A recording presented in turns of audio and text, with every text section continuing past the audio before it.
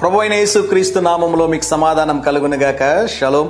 సంతోషంగా ఉన్నారా? ఈ దినం కీర్తనలు 30వ అధ్యాయము 11వ వచనం. నా అంగలార్పును నీవు నాట్యముగా మార్చి ఉన్నావు.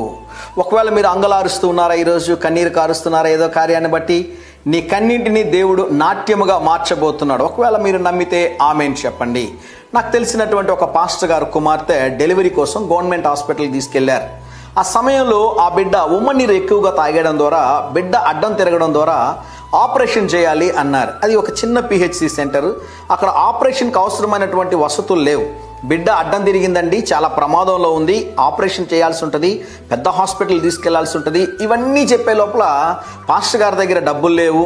అక్కడి నుంచి దూరం వెళ్ళాలి అంటే దాదాపు 40 కిలోమీటర్ల ప్రయాణం చేయాలి. ఏం చేయాలో అర్థం కాకుండా హాస్పిటల్ బయటకు వచ్చి ఆ ఒక చెట్టు కింద కూర్చొని ఏడుస్తూ ప్రార్థన చేశాడు. ఆయన ఏం మోకాళ్ళంగా ఏం ప్రార్థన చేయలేదు, కూర్చొని ఏడ్చుకుంటూ మాట్లాడుకుంటున్నాడు మనసులో, ప్రభువా నాకు సహాయం చేయి, నాకు ఎవరున్నారు, నా దగ్గర డబ్బులు ఎక్కడి నుంచి వస్తాయి, హాస్పిటల్కి నేను ఎలా వెళ్ళగలను.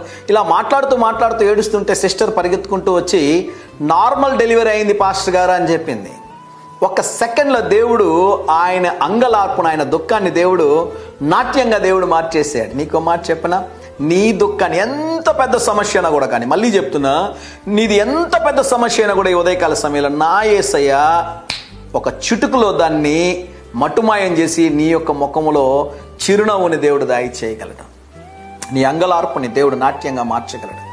నీ దుఃఖాన్ని దేవుడు మార్చగలడు. మారా అనుభవాన్ని మధురంగా నా యేసయ్య మార్చగలడు. ఒకవేళ నువ్వు ఈరోజు దేని గురించి కలవరపడుతున్నావు, దేని గురించి ఏడుస్తున్నావు, దేని గురించి కన్నీరు కారుస్తున్నావో, అపనమ్మకం కలిగి ఉన్నావో, ప్రభు సన్నిధిలో దాని ఉంచు. దేవుడు నీ అంగలార్పుని నాట్యంగా మార్చి నీ జీవితంలో గొప్ప కార్యం చేయనుగాక. ప్రార్థన చేసుకొని ఈ దినాన్ని ప్రారంభించండి. దేవుని సన్నిధి మీకు తోడుగా వచ్చునుగాక. ఆమేన్.